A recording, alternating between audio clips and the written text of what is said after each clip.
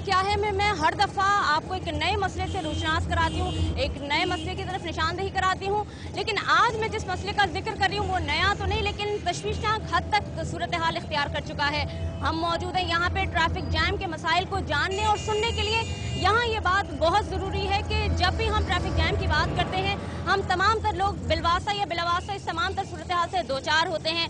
आज हम मौजूद हैं इसी ट्रैफिक के मसाइल को जानने के लिए, लोगों से जानने के लिए कि उनको किस किस्म के मसाइल दरपेश हैं।